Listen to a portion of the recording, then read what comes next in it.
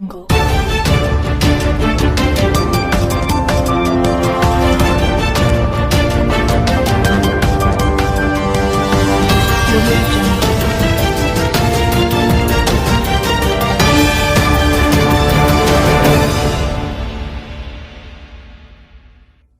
अस्सलामुअलैकुम नाज़रीन, आप देख रहे हैं लीडर है सियासत उर्दू न्यूज़ चैनल। मैं हूं सैयद खालिद असलम। एक साल पहले जो चामराजपेट हल्के से बच्चा गुम हो गया था, सरकारी अस्पताल से पुलिस की मेहनतों से और एडवोकेट सिराजुद्दीन और आसिफ पाशा सोशल वर्कर जजों की मेहनतों से वो बच्चा मिल चुका है। चलिए इस बच्चे के वालिदैन से मुलाकात करेंगे और हालात आपके सामने पेश करेंगे। अगर मेरा साथ नहीं देते तो आज मेरा बच्चा मुझे नहीं मिलता था। बहुत तड़पती, रात भर बिना सोए मेरे बच्चे को याद करती थी। आज जो खुशी मेरे भाई मुझे देखो ही, उनके वास्ते में मैं कितनी दुआ करी तभी कमी। एक लंबी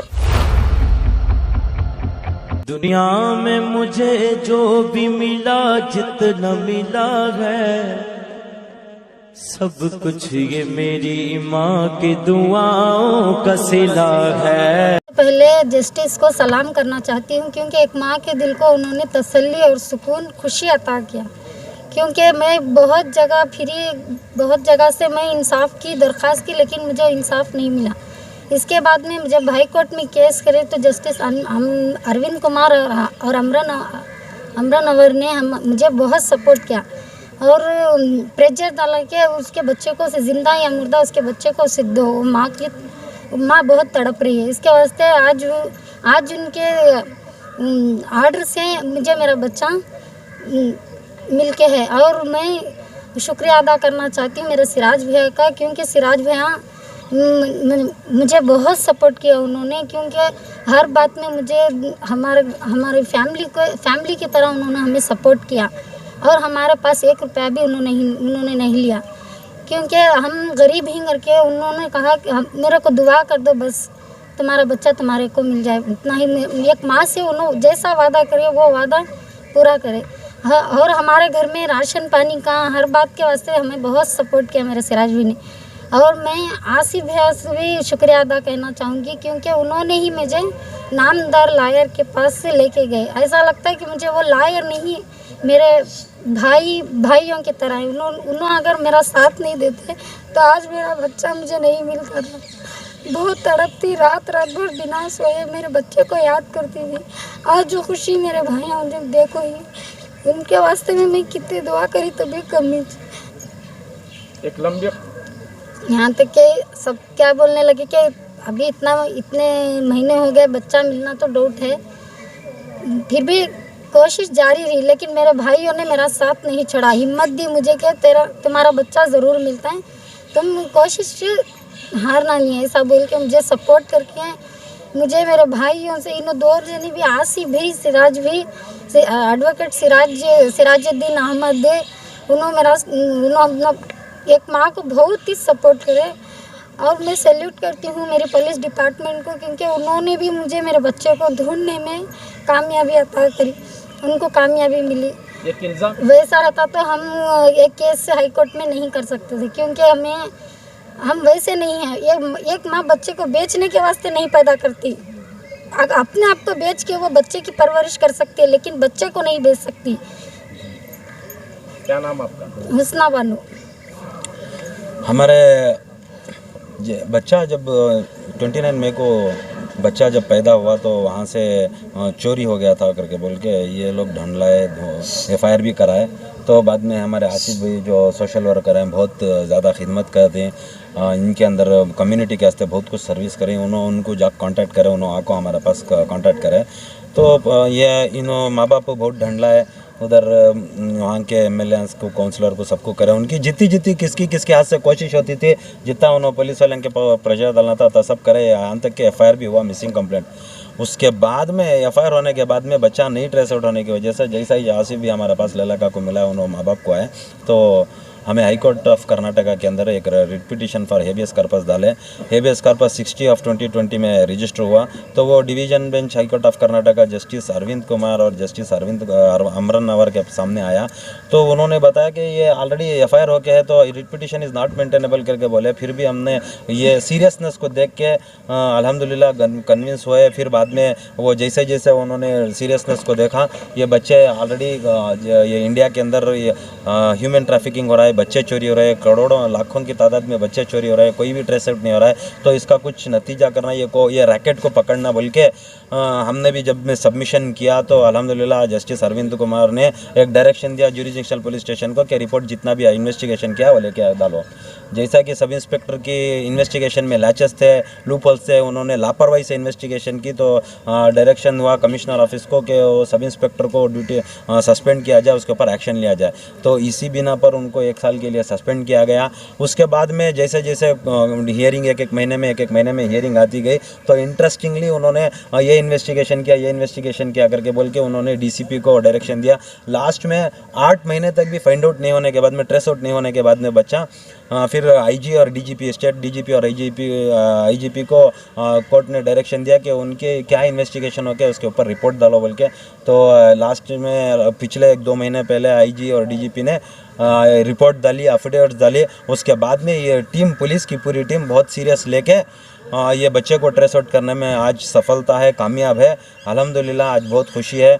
मैं मुबारकबादी देना चाहता हूँ, सलाम करना चाहता हूँ उन जस्टिसेस को, 2 जस्टिसेस को, जस्टिस अरविंद कुमार और जस्टिस अमरन नवर को, और फिर वो पुलिस डिपार्टमेंट को जिन्होंने उनके हाई कोर्ट की डायरेक्शन के बाद में उन्होंने मुश्किलों से महाराष्ट्र, आंध्र, तमिलनाडु और कर्नाटक के मुख्तलिफ हिस्सों में जहाँ जहाँ भी उनको टीम ये क्राइम लीड कर रहा था, उनको इन्फॉर्मेशन थी, वहाँ पे जाके करे। और उसके बाद में शुक्रिया हमारे आसिफ भाई को करना कि उनकी तरफ से ये बच्चा भी उन्होंने अगर हमारे पास तक नहीं आते, यहाँ हाई कोर्ट तक नहीं जाते, तो आज ये नतीजा नहीं होता। पुलिस वाले लापरवाही में रहते थे। हाँ, जिस दिन से हमने हाई कोर्ट में रिट पिटिशन फाइल किया, जब से कई अलग अलग 2-3 ग्रुप को वीवीपुरम में, खलासपल्ले में और कोई और दूसरे पुलिस स्टेशन में अरेस्ट भी किए थे। कोशिश किया कि इनका बच्चा फाइंड आउट हो जाए। दूसरे बच्चे मिल गए, ये बच्चे को ढूंढते लेकिन इनका बच्चा नहीं मिला था। और भी मुख्तलिफ टीमें हैं। अगर ये human trafficking cell, anti human trafficking cell, CID और ये पुलिस डिपार्टमेंट ज़्यादा अलर्ट रहे और हॉस्पिटल्स के अंदर जो सीसीटीवी फुटेजेस लगे हैं, सिक्योरिटी का इंतज़ाम बरोबर रहे, और ये डॉक्टरों का जो रजिस्टर जो हॉस्पिटलों के अंदर मेंटेन करते हैं वो अगर बरोबर रहे, तो बच्चे ज़्यादा चोरी होने के चांसेस नहीं है। यहीं पर भी नहीं, हॉस्पिटल के अलावा रेलवे स्टेशन से, बस स्टैंड से, घरों से सब चोरी होते हैं। तो मैं ये उम्मीद करता हूँ कि अभी पुलिस वालों को ये इन्वेस्टिगेशन टीम को बहुत से क्लू मिले हैं, बहुत से लीडिंग मिले हैं, तो दूसरी टीम भी इंशाल्लाह पकड़ेंगे वो। अस्सलाम वालेकुम सबको भी। ये केस का हमें वो जब बच्चा चोरी हुआ तब हमें बहुत ढलाना का ये करे, जाको वहाँ कंप्लेंट या फायर से भी करे, वहाँ से भी कुछ भी हुआ नहीं। हमें बहुत से जगह रात दिन हमें ढलना को कहाँ की से इधर गए, लेकिन कुछ भी क्या भी हुआ नहीं। जैसा हमारा आसिफ भी बाद में हम मिले, हमें बोला ऐसा हुआ करने में, जब उन्होंने बुला ले जाको हमारे सजारुद्दीन एडवोकेट राजू नाम के पास है, उनके पास बुला लग गए। ऐसा इनका बच्चा छोड़े है, उन्होंने धीरे धीरे इधर फिर रहे हैं, कहाँ से उन भी इनको साथ दे रही नहीं। तो मैं ऐसा साथ देना करने में उन्होंने हमने बहुत साथ दिया। हमारे बड़े भी के सरकार हमने ले को चले, उन्होंने अपना समझ को हमने घर के वास्ते हमने बहुत हेल्प करे। उन्होंने डीएनए टेस्ट करको एक प्रेसिजन करके बाद में डीएनए मेडिकल सब चेकअप करको, बाद में आपका डीएनए चेक करके कोर्ट के पास से तुम्हारा बच्चा। नबीद पाशा। क्या काम करते थे? मैं ऑटो चलाता। नहीं, ऐसा तो कुछ नहीं है। इन्वेस्टिगेशन के ऊपर पता चलता है कि क्या हुआ, क्या सही है, क्या झूठ है, क्या बोल के। बट एक चीज़ तो अच्छी इसमें मालूम क्या हुआ, जब चोरी हुआ मई 29 को, सीरियस इन्वेस्टिगेशन जो है कर सकते थे। पुलिस डिपार्टमेंट के हाथ में थी CCTV footages, CDR, mobile networking के ज़रिए जो है कुछ ना कुछ तो है ना कर सकते थे, और वहाँ के स्टाफ को लेके जाके इंटीग्रेट सीरियसली इन्वेस्टिगेशन करते तो होता था मसला।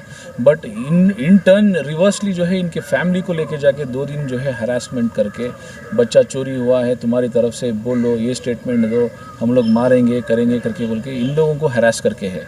सबसे पहले ये ये जो है इन्वेस्टिगेशन इनका जो लैप्सेस हुआ, इससे क्या है बहुत सीरियसली डिले हो गया है मसला।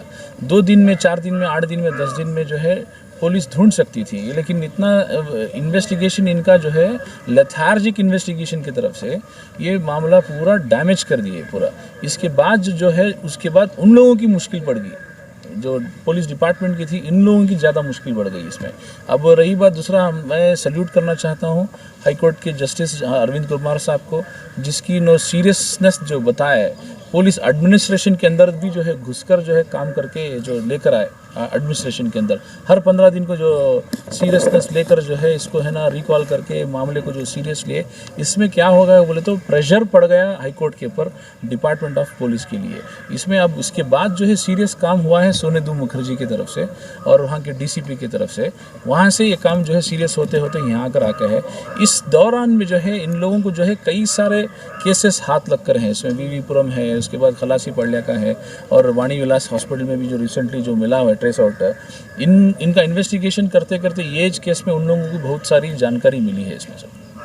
तो कोई भी क्राइम जब होता है तो पुलिस की जिम्मेदारियां होती हैं कि क्राइम को रोका जाए, लेकिन इस मसले में बच्चा चोरी हो जाने का हाई कोर्ट को तक मुदाखिलत करना पड़ता है, तो कहां तक क्राइम को कंट्रोल करने में पुलिस एक्टिव है, या आपको कैसे लगता है कि पुलिस कहीं ना कहीं नाकाम है? नाकाम यह है बोले तो सबसे पहली बात क्या है, देहात से आते हैं पुलिस वालों का, इनका जो ट्रेनिंग का मसला रहता है, ये एक्टिवनेस देहात के लोगों को जो है वो हिसाब की जो ट्रेनिंग नहीं मिलती है।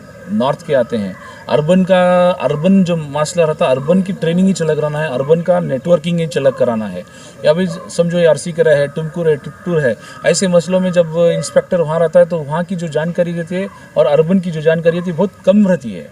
यहाँ के अर्बन की जो ट्रेनिंग है, मैं दरख्वास्त करता हूँ कि होम मिनिस्ट्री को यहाँ के है ना अर्बन की जो ट्रेनिंग है, जो फास्ट ट्रेनिंग है, उसमें जैसे मोबाइल ट्रैकिंग है और उसका फेसबुक है, ट्विटर है, इसका अकाउंट हैक करने का है मसला, फास्ट जो है पुलिस जो है इसके बाद ट्रेनिंग लेना है सर इसमें। तो पुलिस की ट्रेनिंग में कहीं ना कहीं कमी है, 100% है। इन्वेस्टिगेशन सबसे पहले लैप्स हुआ है और जो है आप मैं तो कॉपी देता हूँ आपको, आप देखिए क्या है, क्या मामला है करके सर।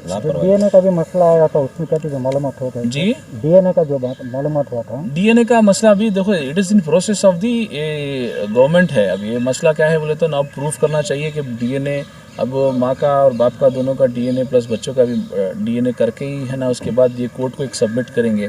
अब कोर्ट में सबमिट होने के बाद एक कॉलिंग हो जाएगी, कॉलिंग होने के बाद ये पुलिस डिपार्टमेंट अपने तरफ से लेकर आकर प्रोड्यूस करेंगे, that is called the habeas corpus. मैं सबसे पहले इस मसले में सबसे पहले मैं शुक्रिया अदा करना चाहूँगा माँ को, माँ की जो जद्दोजहद है और माँ की जो ममता है, वो मसला लेकर यहाँ तक आया है। सबके एफर्ट्स बाद में है, माँ की जो खुद की जो एफर्ट्स है, मैं देखा हूँ बारिश में धूप में बेचारी जो है हर कोर्ट में, स्टेशन में, हर ऑफिस में इधर उधर जाकर जो है ये माँ जो तड़प है उसकी तड़प यहाँ तक लेकर आई है। और उसके बाद मैं शुक्रिया अदा करना हूँ जनाब हमारे सिराजुद्दीन साहब का, जो जिसमें 1 रुपये की भी फीस चार्ज करे बगैर जो सीरियसनेस जो काम करके हैं।